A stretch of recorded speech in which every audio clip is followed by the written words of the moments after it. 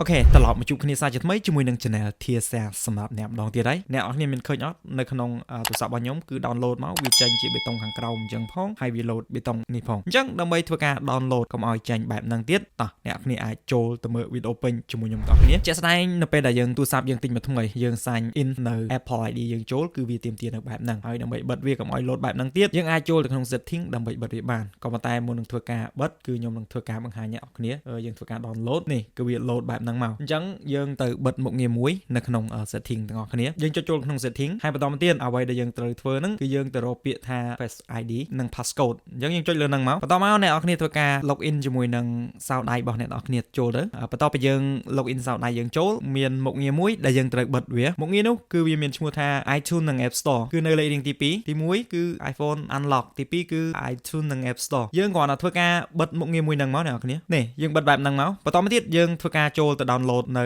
កម្មវិធីរបស់យើងមិញតោះយើងចុចលើ App Store អានេះកម្មវិធីដែលខ្ញុំចង់ download អញ្ចឹងខ្ញុំនឹងធ្វើការ get start របស់វាមកអូខេគឺវាឲ្យ install តែម្ដងអញ្ចឹងយើងចុច install មកដំបូងឡើយគឺវាទាមទារនៅលេខ password Apple ID ដែលអ្នកទាំងអស់គ្នាបានកំណត់ហ្នឹងអញ្ចឹងយើងវាយចូលទៅអូខេបន្ទាប់ពីវាយចូលហើយអ្នកទាំងអស់គ្នាធ្វើការ sign in មក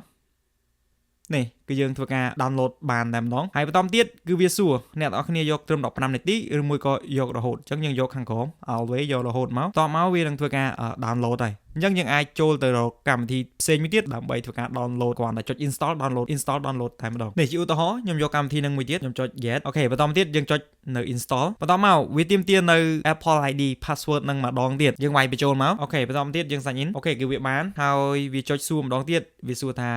save ឬមួយក៏ not now អញ្ចឹងយើងចុចពាក្យថា save មកគឺយើងនឹងធ្វើការ download គ្រាន់តែ install មកគឺ save បានជារៀងរហូតដល់មកអ្នកនរគ្នាអាចធ្វើការ download មួយកម្មវិធីទៀតមកយើងចុចលោះហ្នឹងបន្តមកយើង install មកអូខេគឺបែបនេះគឺវាងាយស្រួលបែបហ្នឹងតែម្ដងអញ្ចឹងវីដេអូរបស់ខ្ញុំគឺមានតែប៉ុណ្្នឹងទេហើយជាចុងក្រោយសូមអ្នកទាំងអស់គ្នាកុំភ្លេចចុច subscribe និងដាក់រូបកណ្ដឹងដើម្បីទទួលបានវីដេអូថ្មីៗពី channel របស់ខ្ញុំជារៀងរាល់សប្តាហ៍ផងដែរ